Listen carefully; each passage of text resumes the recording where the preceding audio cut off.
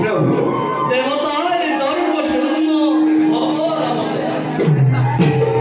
মোর ভক্ত প্রভু দৈত্যরাজ বলিরময় মনু বাঞ্ছা পূর্ণ করে কিন্তু দেবর্ষী প্রভু এই ক্ষেত্র তোমার সহায় অতি প্রয়োজন।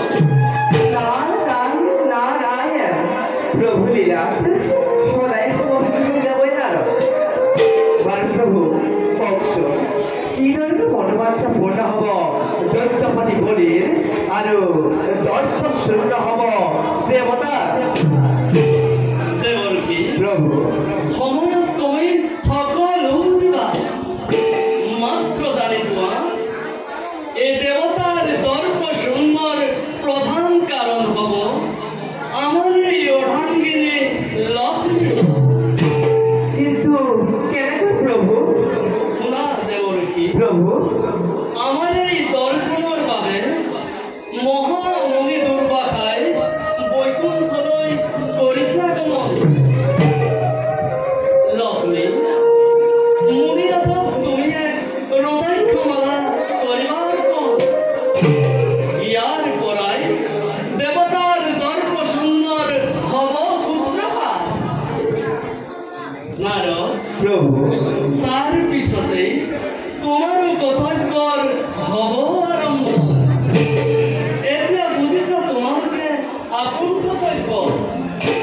নারায়ণ নারায়ণ প্রভু অনন্ত ও কি কহিব মই দীনবন্ধু বিহারী তোমার কি যে অপূর্ব লীলা তোমার লীলা চাই চাই ধন্য হবই নারদর জীবন। বার প্রভু পুনর্বার এই রাখে মাগিল বিরাট ঈশ্বর পরম ব্রহ্ম শশিদানন্দ বিগ্রহ অনাদির গোবিন্দ সর্বকারণ সর্বকারণ